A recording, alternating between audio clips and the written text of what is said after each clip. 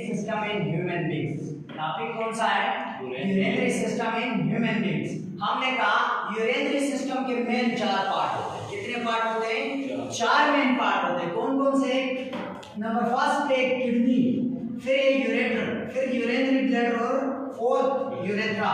अब आपने कहा था kidneys are 2 in number. Kidney multiply by 2, इसका मतलब क्या है? 2 होंगे।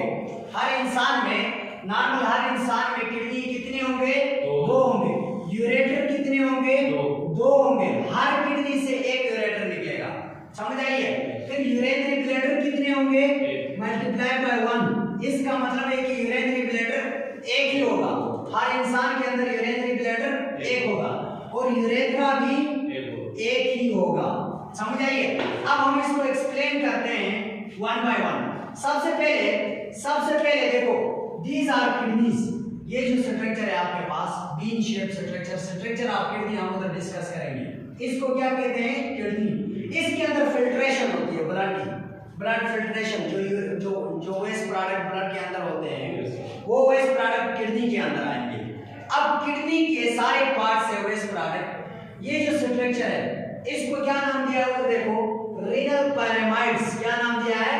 रीनल पैरामाइड। मैंने कल भी कहा था रीनल वर्ड जब भी आया इसका मतलब क्या है? Kidney. It is related with kidney. Renal word का मतलब क्या होगा? किडनी। अब यहाँ पे देखो, सारे किडनी से जो वेस्ट प्रोडक्ट है यानी यूरिन है, वो यूरिन ये रीनल पैरामाइड कलेक्ट करेंगे और आगे भेज देंगे इस क्योटी को, इस खाली खाने को। और इस खाली खाने का क्या नाम है? पेल्विस है। इस खाली खाने का क्या नाम है? पेल्विस है। अब यहाँ से आपके पास मेडिकल टेस्ट का एमसीक्यूज भी एक है कि वो कौन सा पार्ट है। यानी एमसीक्यूज इस तरह है कि द इनर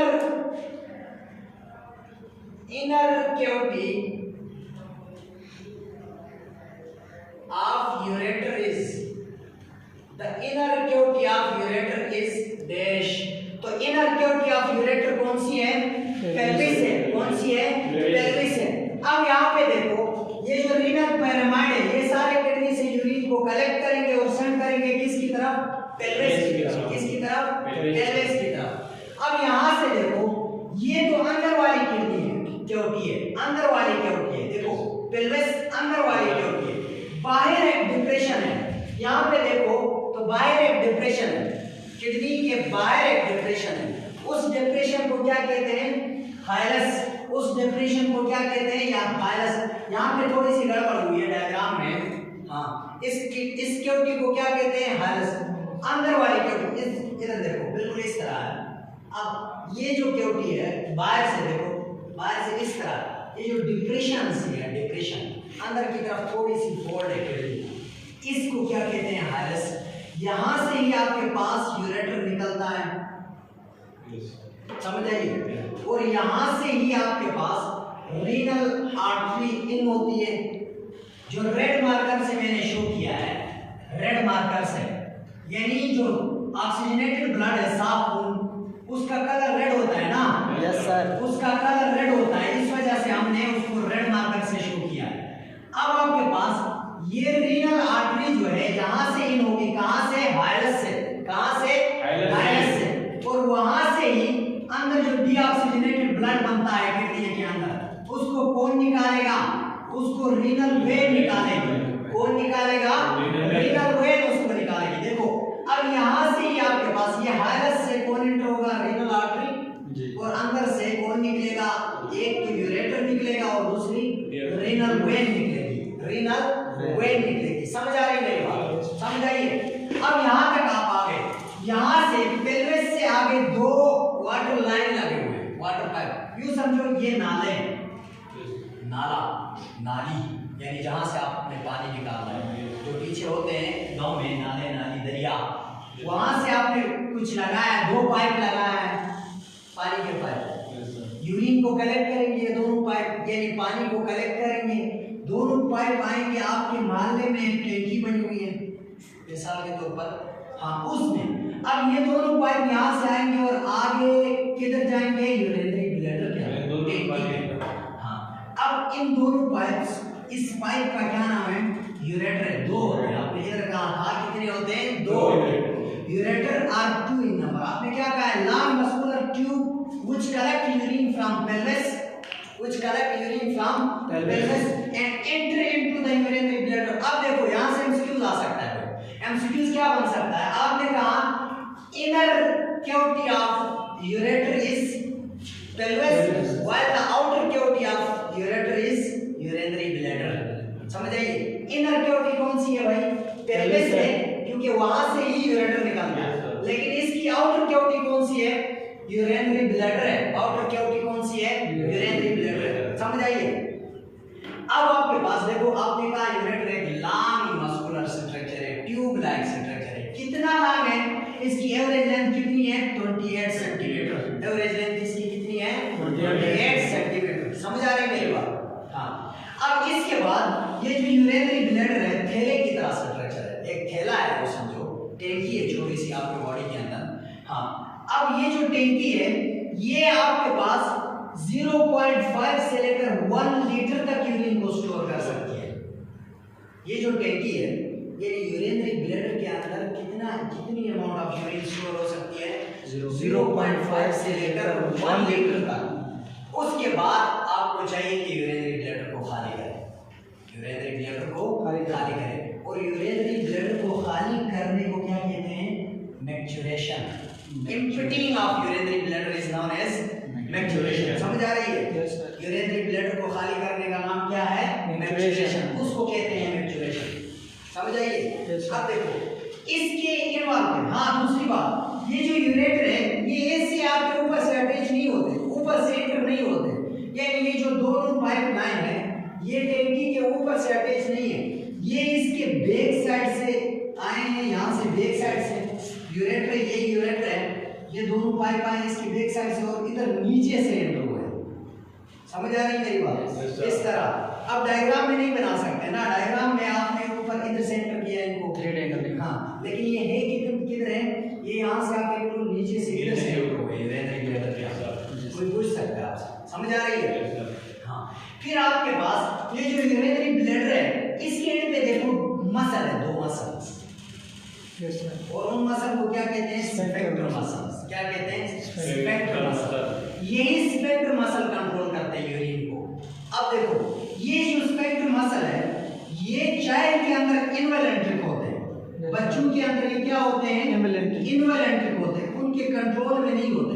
अब जब ये इनवॉलंटरी है तो डायरेक्ट मैक्चुरेशन हो जाती है, बच्चे ऐसे जितना मर्जी कर लेते हैं। हाँ, जब थोड़ी सी यूरिन उनके उसमें यूरिनरी ब्लैडर में स्टोर होती है वो छोड़ देते हैं, वो रोक नहीं सकते। क्यों?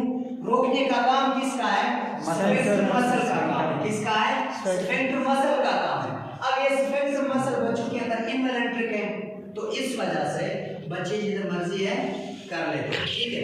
वाइल एडल्ट के अंदर ये क्या है? वॉलंटरी है। एडल्ट के अंदर ये क्या होते हैं? वॉलंटरी होते हैं। आप अपनी मर्जी से करते हो ना। अब देखो जो लास्ट पार्ट है यूरेथ्रा। लास्ट पार्ट कौन सा है? यूरेथ्रा। वही पार्ट, वो ये ऐसा पार्ट है जो यूरिनरी ब्लैडर से आगे निकलता है। यूरिनरी ब्लैडर से आगे निकलता है और यूरिन को मेल के केस में पेनस के एंड तक जाता है। Male in case of male penis के एंड तक जाता है, while इन फीमेल केस में वजाइना के ओपनिंग तक ही आता है। समझ आइए? होता दोनों के अंदर भी है, मेल के अंदर भी होता है और फीमेल के अंदर भी होता है। मेल के अंदर इसकी लेंथ ज्यादा होती है। कितनी ज्यादा होती है? 20 सेंटीमीटर तक लॉन्ग होता है, क्योंकि मेल के अंदर इसके 2 फंक्शन है। मेल के अंदर इसके 2 फंक्शन कौन कौन सी है? मेल के अंदर ये यूरिन को भी कैरी करता है और स्पर्म को भी कैरी करता है। समझ आ रही है मेरी बात? मेल के अंदर यूरिन और स्पर्म दोनों को कैरी करता है कौन? यूरेथ्रा। व्हाइल फीमेल के अंदर इसकी लेंथ ज्यादा है। इसकी लेंथ सिर्फ फीमेल के अंदर इसका काम है सिर्फ यूरिन को कैरी करना। किसको?